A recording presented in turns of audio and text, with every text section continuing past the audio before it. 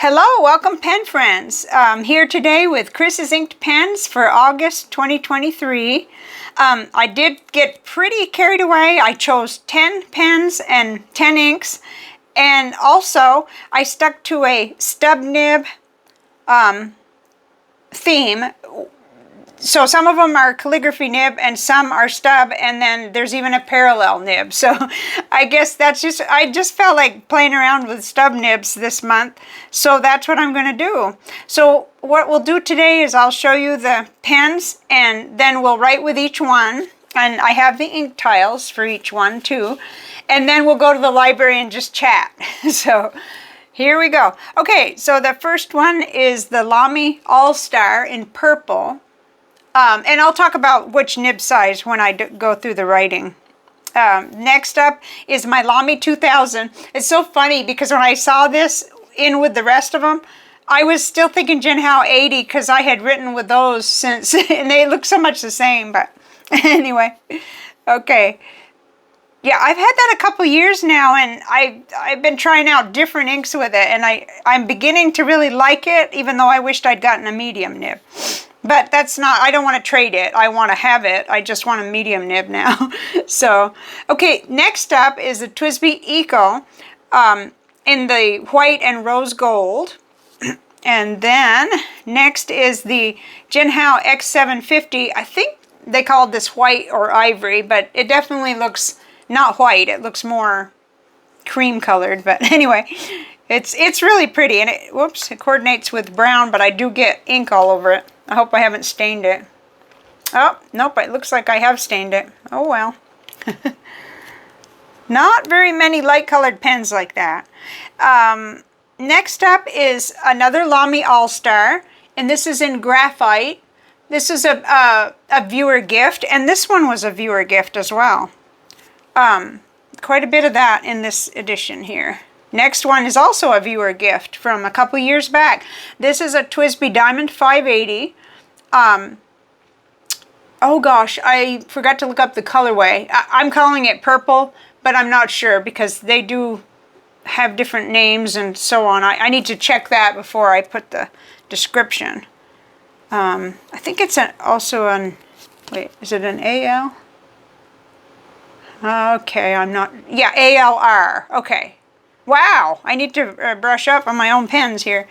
Okay, and next up is another one I haven't written with in a long time. It was also a viewer gift. This is a Retro 51 Tornado Ultraviolet. And I think, yeah, this has the stub nib that came on it. So that's interesting because generally I have another nib unit in it.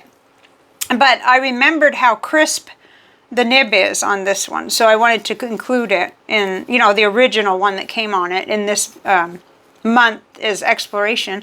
So then next up is the Jinhao X750. Oh, that twirls. I think it's always twirled, but in purple, and I love this. This I write with quite a bit. And next up is a little Pilot Kakuno that I have taken the nib off and put a different nib in, and I'll explain when we get around to writing with it. And then last but not least is the Opus 88 Demonstrator with a parallel nib unit in it, and we'll also talk specifics on that. I've already got this shutoff valve opened, so you know it'll write good and everything, hopefully, and it always does. So if I can hold it right, it will. So that's what we'll do next, is write with them. Okay, so we're going to start with the Lamy Al-Star in purple, and I did put a 1.1 nib on this one, and we're using Private Reserve Black Cherry, which just came in. I was sent, from a generous viewer, I was sent 3 really interesting ink samples. In fact, the other 2 are here. See how easily I get sidetracked. Diamine Mystique, Shimmertastic was in there too, and Pure Pen's Welsh Gold. So, oh boy, I even got out the tiles to make tiles this week. So this, I just felt like, wow, that just looks like a match for the pen. And we'll see how it goes. It is really flowy, and I haven't used very many of these Private Reserve inks, but that was my impression immediately. The first sample that I got of anything by them is that it's nice and flowy, which I love. So this is Lamy Al-Star Purple 1.1 with Private Reserve.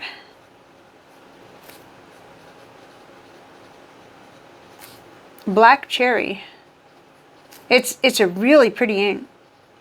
And special thanks to pen friend MS. Let's make a little, yeah, a little squiggle with it. Yeah, so that is really, I don't know if you can see. It really went on wet. I cannot see well, but okay, there was a little pass through where I saw it shine. I think I'm going to put the book down. I'm just going to make you seasick, but I think I'm really going to like that. Next up is the Lamy 2000 in broad, but the reason I included it with this stub nib month is because to me it acts like a stub, and it is broad, but it's also kind of a flat broad. So, oh my gosh. Okay. So, like you do get a more narrow, see when you do the up and down, you're going to get thicker with it. So it's really nice. It's growing on me. At first I was like, oh, it's not like the regular Lamy. But no, it isn't, but I like it. So Lamy 2000. Broad nib. Ooh, nice and juicy. With Rohrer Klingner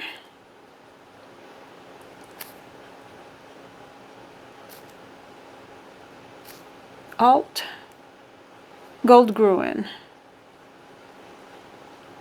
I don't know why, but I think I messed this ink up with another one that's lighter, and I had avoided the sample.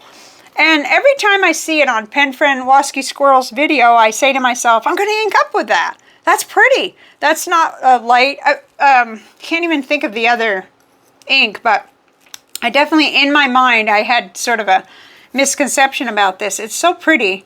And I know that it was sent by a viewer, a pen friend, and I thank you very much. I just can't find the original little one of these, and when that happens, I can't find where I've written the little initials of who sent it in the corner. So I'm really frustrated about that, but I didn't want it to be September before I did this video, so I decided to go ahead with it. Okay, so next up is TWSBI Eco, Rose Gold and White, and this is a 1.1 stub. And I put in it KWZ Standard Turquoise, and this ink came from Pen Friend AY. So here we go. Oops, I'm not out of order. No, not yet. haven't yet tossed the order out. Oh man, that is really juicy. Nice. It almost writes like a noodler's ink. Okay, so this is TWSBI.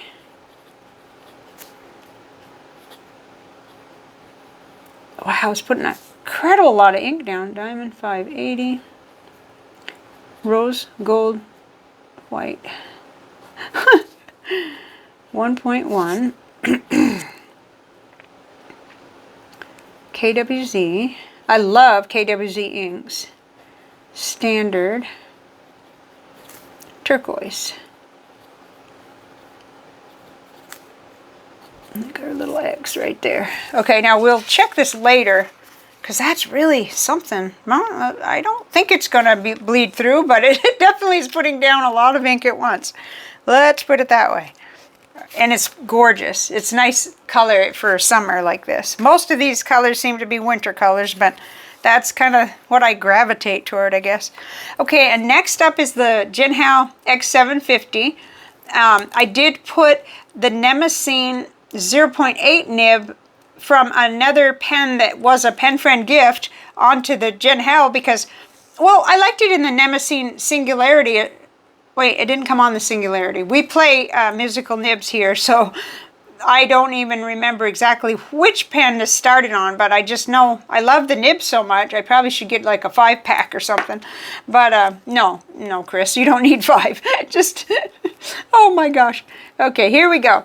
So Robert Oster, Old Book Smell, and I think the ink came from Pen Friend CK, but please forgive me if I mangled that because I've lost a whole bunch of my little sample coloring swatch cards. I won't call it lost. They're misplaced, and there's so many of them that I'm having like serious trouble locating one quickly enough.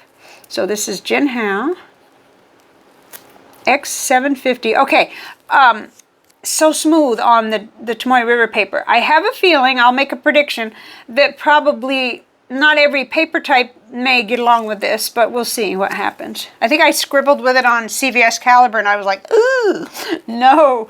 But on Tomoe River and probably on my letter writing paper, this will be great. So this is a 0.8 stub Nemesine. I want to write that down so in the future I don't forget what, or you know, I'll see exactly what nib this was. And it's Robert Oster. Still trying to figure out what color this is. I want to say red, but it almost looks like, at times it looks like burned orange or something. Old Book Smell. Wow, it's really nice. Okay. Very, very nice. Cameras always brighten it up a little, but maybe it is a red. But in the writing on Tomoe River paper, it immediately makes it, to me, look like a burned orange. That's just what my eyes are reading, and it may not be what anybody else sees. It's a funny thing about color. Okay, so next up is Lamy Al-Star Graphite. This is another Pen Friend gift from MS, and this has a 1.5 stub nib on it. I switched things around and put this on here. This is one of my favorite gray inks, and I thought, let's try it in the nice thick Lamy stub nib. Oh, it's just a wonderful. It's going to be great for letter writing for me because my handwriting's big. So Lamy Al-Star Graphite and 1.5 nib with Pilot Aroshizuku. Oh man, you know, it's a fire hose, but yet I can still see it's going to shade. Fuyu Shogun. In fact, I think this is, the English words are Old Man Winter. So here I am in the middle of the most brutal summer we've ever had, picking winter colors. Well, gray is a neutral, but still. It's obvious I gravitate toward these colors. Okay, next up, actually before we leave it, yeah, that is going to be fantastic. I love it already. I chose Mont Blanc Lavender Purple, and I think wiped out the remaining sample of this. I've had this a long time, and I think it's another one of those where I could not find the... No, I did find it. With this sample, no, the pen is from Pen Friend AW.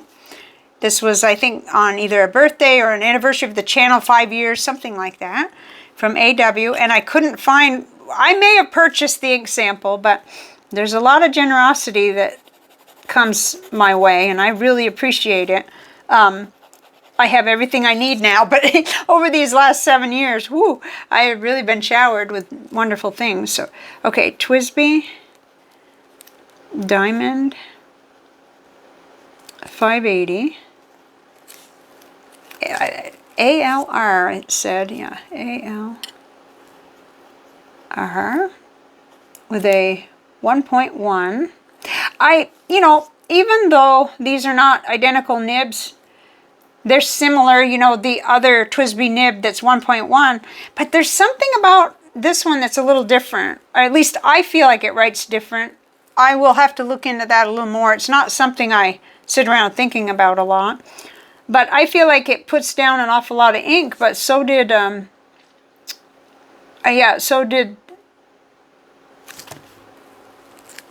I messed that up really badly. There's, you know, I'm not on caffeine whatsoever, and I'm still making mistakes. Okay, this is a TWSBI Eco. I'd rather correct it now because I'll never remember if I don't. And that would really mess me up. Like, really? I have a rose gold and white diamond 580? No, I don't. Okay. Okay. Emergency solved. Back to this. Okay, so this ink that I chose is Mont Blanc,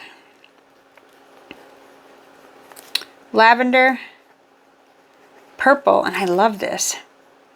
Oh, it's just really nice. It's juicy. You can see. So I have always felt like maybe the Diamond 580 stubs put down a little more ink, but I do know that it depends on what you've got in it. So you were dealing with an Eco and a 580. That was the reason I went ahead and chose both. So making it rather similar, but not quite. Okay, then we get to the next one, which I chose Robert Oster Muddy Crown because another ink recently made me think of that. Let's see, which one was it? You would think that I could remember, but my brain doesn't quite work that way. It wasn't Alexander Hamilton. I may have even been talking about it in conjunction with the Allegheny River, but they're different. They're different, but when we see it in the nib, I like this, and I have a lot more of it. Uh-oh, what do we got here? Problemas? No? Okay, it just needed a little bit of a start. Ooh, that downstroke is much better. Okay, so we have Retro 51. What is the name of this? Tornado. Ultraviolet, I think is the colorway of the pen. And we have the 1.1 that came in it. Nib. And it's Robert Oster. I really like this Muddy Crown. Muddy Crown. See what happens. Okay. I remember one of the inks that I used in this, it was such a dark ink and it just gushed out, but I knew at the time that I needed to kind of like try it with different inks because I can't recall. It was one of the Monteverde colors and it was a dark purple and oh boy, it bled through everything. But I know this won't do that. Let's go back and check on. Okay. The Mont Blanc Lavender Purple was showed a lot of ghosting, but not too bad and no bleed through. That's really good.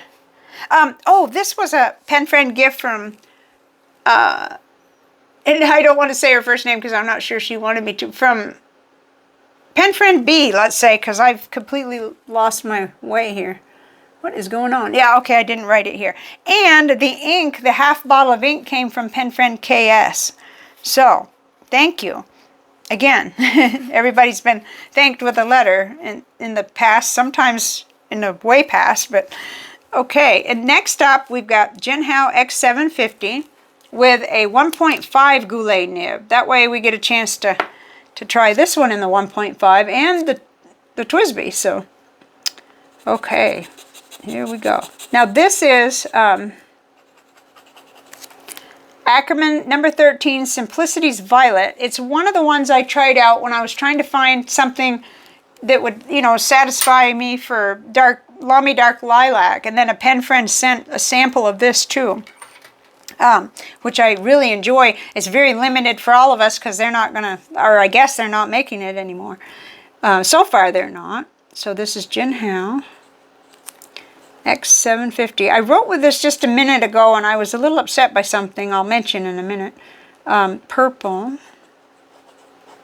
I don't know why I'm noticing this, but anyway. I'm just noticing at the bottom of some of the letters it looks like teeth or like, I don't know. I can't even explain it. Okay, so this is Ackerman. Maybe it's how I'm holding it. It could be. Number 13, Simplicities. I don't even know if that's spelled right. Violet. Mercy, and it's on there that way. I thought that was a C. I'll have to look it up. Okay, it's very flowy and nice and very dark and bold. So I think that's going to be great for letter writing. If I can get past that little thing where it appears that at the bottom of some of the letters, it looks like three little legs, and I'm not, I looked at the nib pretty good and I thought, what's going on there? Is there something, I don't know. It must be something to do with how I hold it, because it doesn't happen all the time. Let's get this straight. Okay, so we've got one more, which is going to be, no, two more. Two more. Next up is the Pilot Kakuno. I'm only used to doing like 8 or 9, and I got carried away. With Pilot Roshizuku Asagayo. Okay, it's a beautiful blue, and what I did was take that calligraphy nib off of a pen that pen friend sent me and replace the medium nib that was on here with a CM nib, a calligraphy, well, it's a calligraphy medium, I guess is what it's supposed to mean. We're actually going to have to shift the page in a minute because I didn't have room. Had to make another space for the last one. Okay, but this is a really fun little combination. This was a sooner. I already inked this and then I refilled it and I said, I'm doing this for August. Used up quite a bit of my ink in many of my July pens, and so I was clamoring for something with blue. So this is Pilot Kakuno with a CM calligraphy medium nib, and this is the clear. Well, the only thing I have is the clear. And then the ink is Pilot Roshizuku Asagayo. Okay, I really love this. I have a little bottle. Whoops, it's over by the sink, but a bottle this size, 15 mil. And those are perfect for me since I seem to want every ink they ever created. But really enjoy those sizes. I end up finishing them up and it's just wonderful. Okay, so next up, I need to just put this page in here to protect the grade page, and we'll move over here for the final pen. I put Diplomat Orchid into the Opus 88 demonstrator with a 3.0 Pilot Parallel. No, wait. Now what is wrong with me? Pilot or Platinum? Let's see. Oh my goodness, Chris. Not even sure this is going to... Yeah, Pilot. Okay, it's not Platinum. It's Pilot Parallel. So I basically took it out of one of these and put it in here. I'm getting rusty. I hope I don't just like rust in place. Uh-oh. Oh no. Hey, come back. There you are. Okay. I have to hold this just right too. I know it. This one's going to challenge me because I do have to hold it right. And I don't know why I did this. I probably use the whole page with this because it's such a big nib. So this is Opus. I was getting good with it and then I just kind of forgot I had it. So 88.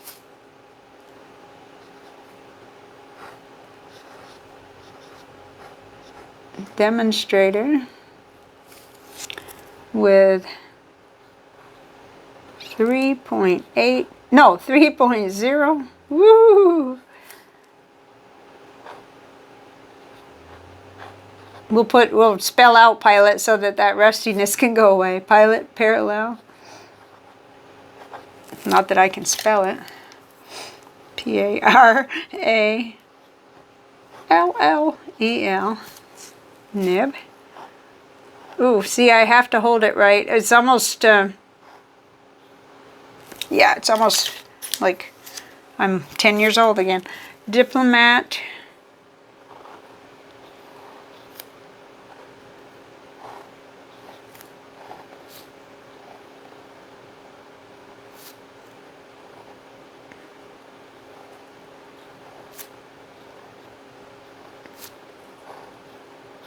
Orchid.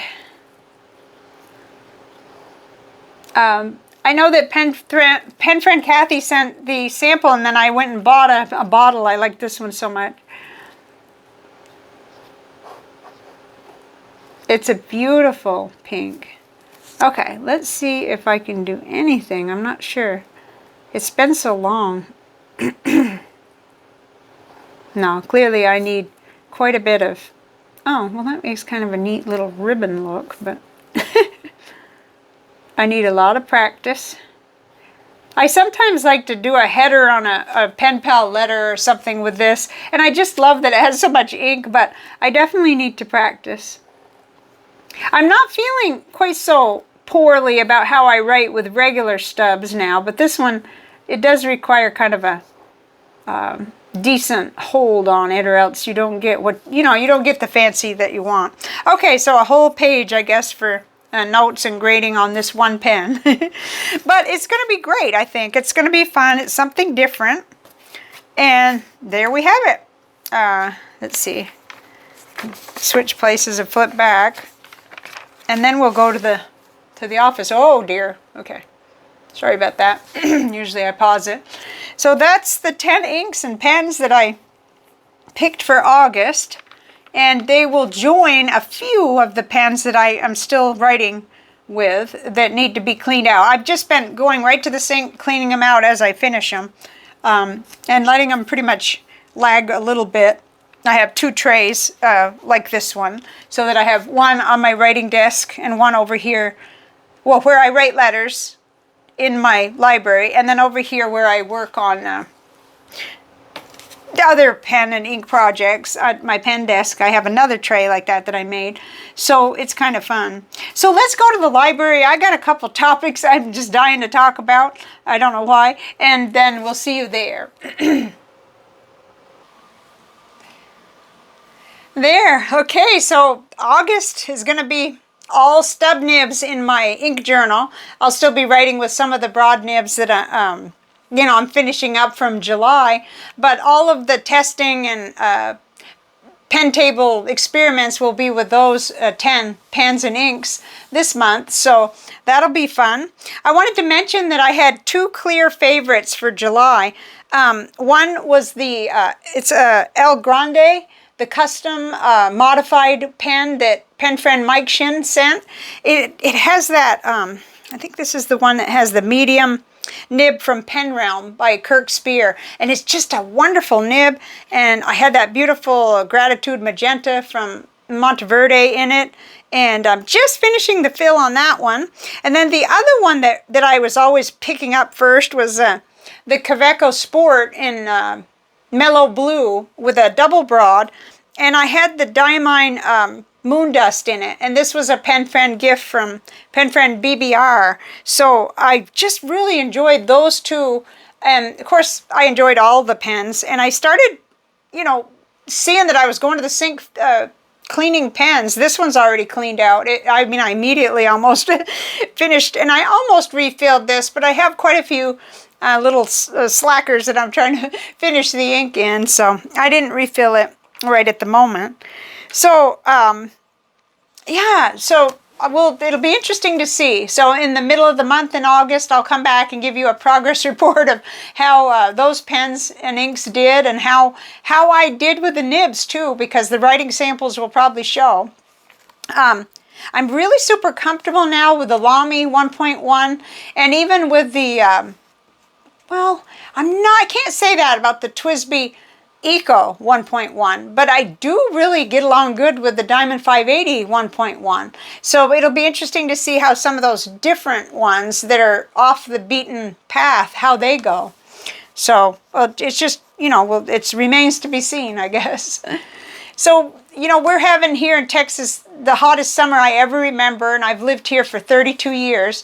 And so now we're going into the hottest month, typically. So I don't know what to expect. All I know is I'm just grateful every day if everything works right, and we just get through the day, and we, start, putting on lighter and lighter clothes and sandals and all that kind of stuff. So I feel for anybody who's even in a hotter position or has to work outside or lives in Arizona and some of the hotter places, it's awful.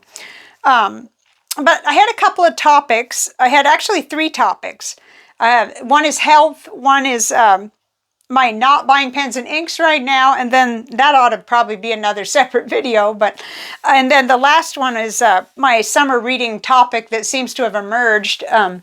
So I'll just chat about those things, I guess, for a few minutes.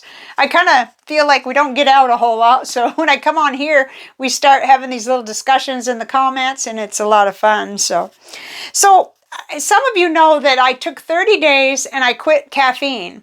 And we're now way past 90 days, so I'm doing really good with that.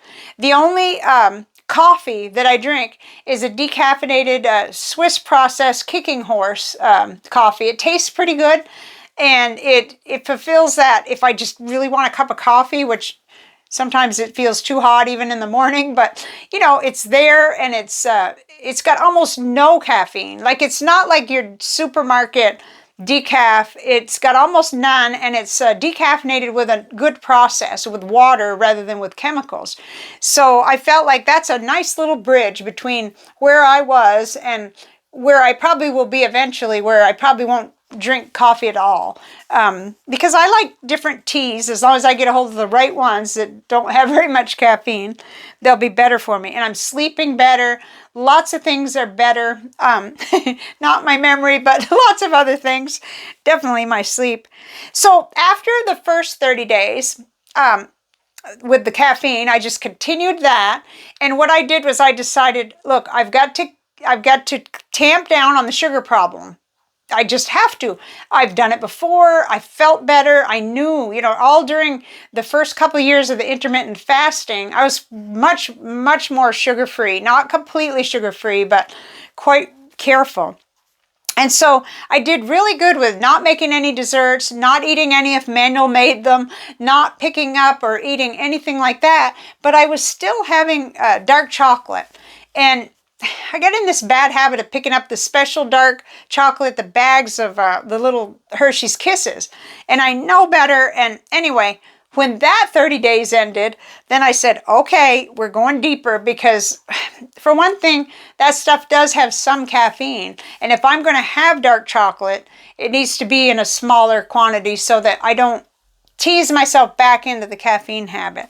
So now I'm on the third 30-day challenge. It came out of the book Dopamine Fast, and I've been doing it in my ink journal my bullet journal, where I actually have all her process steps written out, and I go through the plan and what I'm going to do, and then I start making notes as I go along. Like if something triggers me and I feel like I want to eat candy or whatever, or drink a cup of coffee or get caffeine in some form, I go straight to the bullet journal and I write down what's going on. You know, because that's helping me make connections. And almost always it's either pressure or stress of some kind, whether I put it on myself or something's happening that, you know, I just... 1 p.m. I can't escape that clock. Anyway, so I'm like only day 6 along with that, but I feel better. Like I just completely, none of that stuff. No sweets. No, what used to be the word for it? Overt or no obvious sweets. So, with the exception of raisins, because I have to build a bridge. Again, I feel like, okay, those are there just in case, because I don't want to revert. I don't want to go back to bad behaviors. So my weight's already moving. It's gone down 5 pounds since I started the eliminating desserts, so to speak. And so now, like 36 days. Yeah, 36 days, 5 pounds gone. That's pretty good. Most of it was probably water weight. But I'm feeling good about that. And although when I look back on that book, Dopamine Nation, I wonder, like, it was just the part she wrote about the steps. You know, each letter of the word dopamine was a step. And I've showed it before. In fact, I think if I didn't put it on Instagram, I will, so that you'll have it. Excuse me. It was that part alone that helped me, because it just brought a lot of awareness to the fact that it's an experiment, a 30-day experiment, and you do feel different when you get to the end of it. And you can do it in phases. Like You know, I have a friend that went to regular decaf first and half, and then just regular decaf, that kind of thing. If you want to make a change, you don't have to just go cold turkey and completely, you know, shock yourself is what I think this is getting at. But not only that, but having that step where you really look at how did it go? You know, especially when you get close to the end, but during it, I like to write down little notes about what started to trip me up. If it, you know, felt like it was going to trip me up, I would write something down, and then I would realize, well, I've got to make sure that I'm fixing my salad stuff and I'm preparing everything I need so that I don't get hungry or I don't get too stressed. But okay, that's it for that topic. But the next one is a tricky one. Somehow, while I was giving up caffeine, I stopped buying pens and inks. Of course, it corresponded with not getting check from the channel too, because okay, so July, June, and May, June, and July, it's taken that long to trigger the $100 to where in August I'll get a check for the channel. And that has to do with taking the vacation, doing fewer content, you know, making less content right now, kind of taking my foot off the accelerator, not in any way wanting to stop making videos, just wanting to, you know, reduce the pressure while I'm doing these other health related things, and still continue with what I can and want to do, but not pressuring myself for X number of videos, you know. So it seems like it came with giving up caffeine that I have better impulse control and I don't just, you know, buy and order, and I'm much more careful, and I haven't ordered anything. So that's really good. But I did notice that each time I start a new 30-day commitment to myself, you know, I'm done. This is the third one. Until I'm into it a week or two, or, you know, I could be a little bit weak on the front end of that. And so I noticed, I'm noticing this beautiful, I'm not even going to say what pen so you don't go look it up, but beautiful pen in one of my favorite colors, and oh my gosh, you know, limited edition, only 500 made, and yeah, it would be ideal for me, but no, even if I, you know, felt I had the money for it, money is being earmarked for certain things, for a new roof, for a replacement air conditioner and heater, because we're looking out. We're not looking for waiting till it breaks. We're looking out a little bit. So anyway, it's interesting. So I tried to help myself by saying, okay, if you're tempted by that, what you need to do is get out everything you have, or sort of shop your own little shop, because I could set up a shop, a pen store with ink and everything else. And so I've done that. And that relates to my final topic, so I might as well hop over to that. My whole topic for the summer last year was Elvis. You know, I was waiting for the movie to come out, and I started reading all kinds of, for it to come out on DVD, I think. It was in the theaters, but we didn't go. And I started rereading and reading a bunch of books on Elvis. But the topic this summer for me has been, well, clutter and hoarding. And I seem to get the most help from my disorganization and difficulty with clutter from the good books that are written. Like, what I did was, first I reread this one. This is Buried in Treasures. There's 3 authors on the front. I've had this book since it came out. Let's see when it came out, because I remember I bought it and it was brand new. 2007? That sounds about right. Let's see. Yeah, 2007. So that helps me organize myself in terms of how is it I get things? How am I acquiring things? Books, pens and inks. It's not as easy with the pens and inks. It's much easier for me to, you know, to look at my books and my paperwork and things that aren't as valuable and exciting to me. And then I just got this book called Stuff, Compulsive Hoarding and the Meaning of Things. I think this is not going to be so much how-to, but sort of an overall and explaining. I've just started it. Kind of case studies, and I'm really interested in it. I've done all the organizing books. I had every organizing book I think that was written, and I used to really study that, but it wasn't quite tapped into me. Helped me some, but I really think I do have an interesting brain, and I need to work with it, and I just need to understand that although all of my work areas, all of my home is accessible, and I'm not trying to call myself a hoarder, I think that I easily could become one, and I don't want to. I don't want to have it impact my finances or my life or my home and all that. So it's very, very interesting. And I read a lot of fiction in the summer, but I have found myself gravitating toward these. It's hard to watch those shows because it seems like kind of like Dr. Phil. It's kind of like it's very exploits of people. And what I really want to understand is, you know, how to work with what triggers these things. You know, what actually triggers buying if it's in excess of what I want to do. If it exceeds the pen allowance, what's the deal? You know, and what causes this, and what are the areas that I need to be extremely aware of and stuff. But anyway, I haven't got as organized as to make my own separate file on it yet, which I should, like a notebook or something, or probably one of those small thin ones where it's all one topic. I think that would be cool. Anyway, that's probably too much on that subject, but I think it's great because all it is just awareness, upping the mindfulness and seeing that I can admit that I acquired more than I wish I had, you know, even with the channel and everything else. I overdid it. You know, I thought I had to have every color of certain things. And I think if that had been just one model, like if it was just TWSBI Ecos, that might have been fine, but I kind of carried that over into other areas too.